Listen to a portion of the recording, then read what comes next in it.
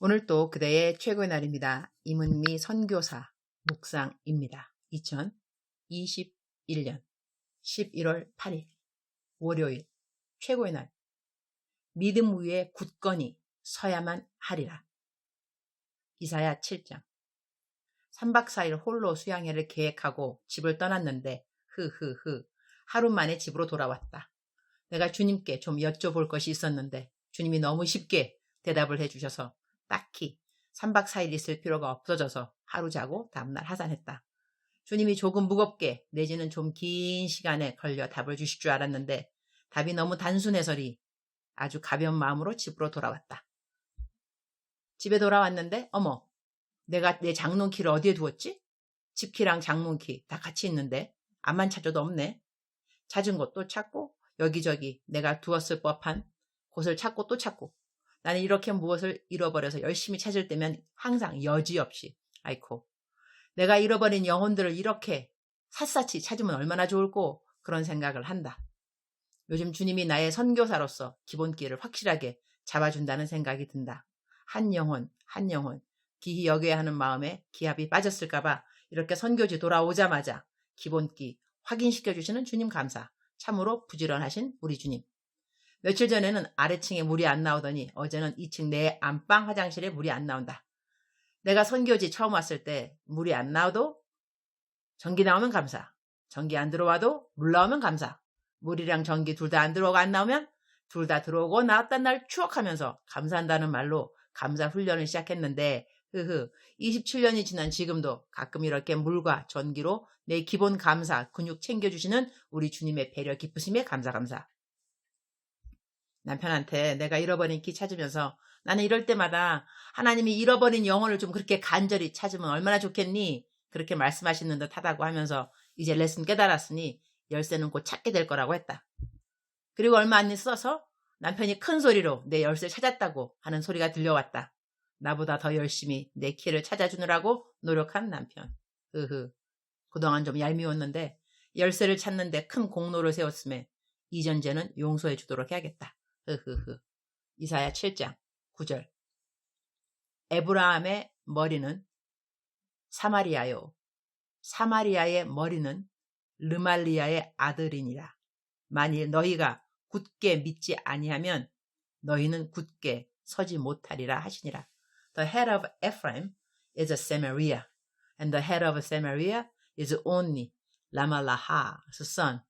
If you do not stand firm in your faith, you will not stand at all. 만일 너희가 굳게 믿지 아니하면 너희는 굳게 서지 못하리라 하는 말씀이 마음에 와 닿는다. 지금 이 본문은 전쟁에 대한 하나님의 말씀을 배경으로 한다. 배경되는 말씀을 그대로 옮겨본다. 1절. 우시아의 손자요 요담의 아들인 유다의 아하스 왕 때에 아람의 르신 왕과 르말리아의 아들 이스라엘의 베가 왕이 올라와서 예루살렘을 쳤으나 능히 이기지 못하니라. 어떤 사람이 다윗 집에 알려 이르되 아람이 에브라임과 동맹하였다 하였으므로 왕의 마음과 그의 백성의 마음이 숲이 바람의 흔들림같이 흔들렸더라. 그때에 여호와께서 이사야에게 이르시되 너와 내 아들 스알 야숲은 윗못 수도 끝 세탁자의 밭 큰 길에 나가서 아하스를 만나 그에게 이르기를 너는 삼가며 조용하라.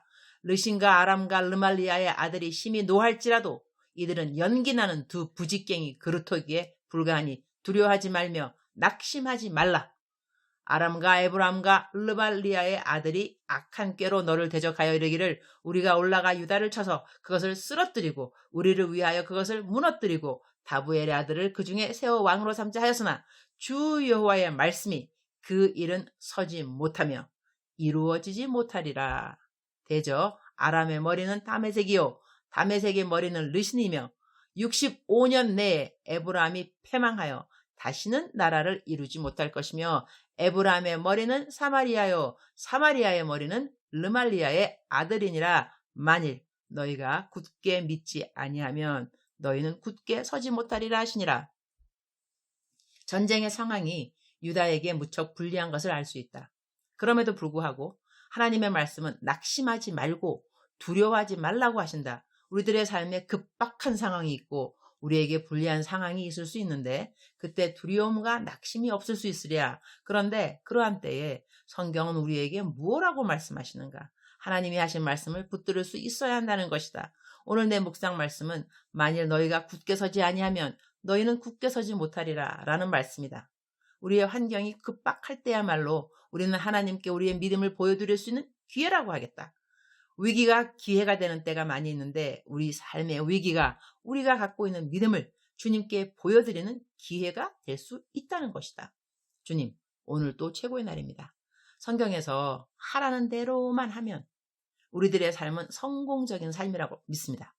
세상이 말하는 성공적인 삶과 우리 하나님이 생각하시는 성공적인 삶이 다른 것 같습니다.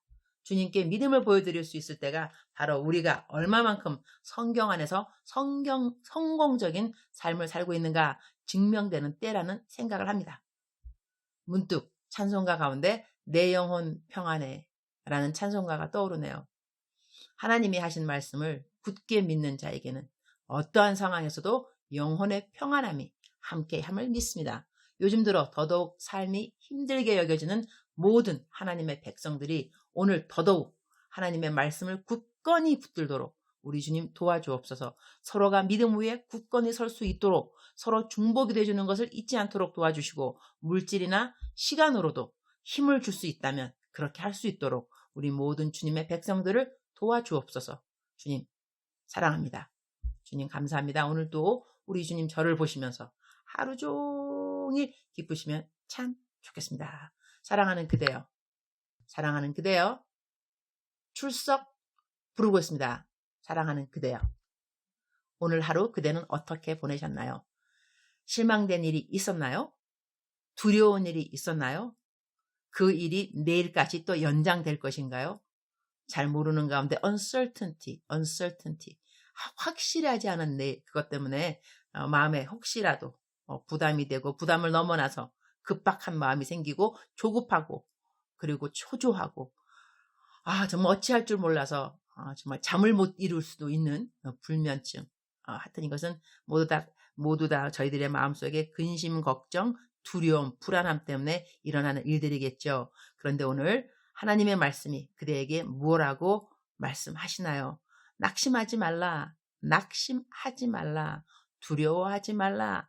걱정하지 말라. 사랑하는 나의 딸아, 사랑하는 나의 아들아, 내가 너를 사랑한다. 내가 너를 사랑한다. 여호와 하나님이 너를 사랑한다. 그 말씀 너무나 능력이 되는 말씀 아닙니까?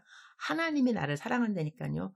그냥 사람과 사람이 사랑해도 우리가 힘이 생기고 위로가 되는데 하나님이 그대를 사랑하신다는 것이죠. 사랑하는 그대여, 사랑하는 그대여, 억만 번 더 들어도 기분이 좋은 말. 사랑하는 그대여, 들으면 들을수록 더더욱 힘이 생기는 말. 사랑하는 그대여, 힘내시기 바랍니다. 굳건한 믿음 지키셔야 합니다. 이럴 때야말로 하나님께 그대의 믿음을 보여드릴 수 있는 그러한 시간이니까 이 위기를 기회로 삼는 현명하고 지혜로운 그대가 되기를 축복합니다. 사랑하는 그대여, 아자, you can do, you can do, you can do. 그대는 할 수 있습니다. 하나님이 꼭 도와주실 것입니다. 사랑하는 그대를 축복합니다. 사랑하는 그대를 사랑합니다. 오늘도 그대의 최고의 날입니다. 최고의 날 게시판. 소헌금을 해주시는 분들 감사드립니다. 그런데 이제는 더 이상 소헌금을 받지 않습니다. 이유는 요즘 소들 중 병을 앓는 소들이 있어서 소를 사올 때 격리를 시키고 가축의사한테 검사 따로 받고 등등 소 사는 과정이 복잡해졌습니다. 그래서 더 이상 소를 사지 않기로 했음을 알려드립니다. 감사합니다.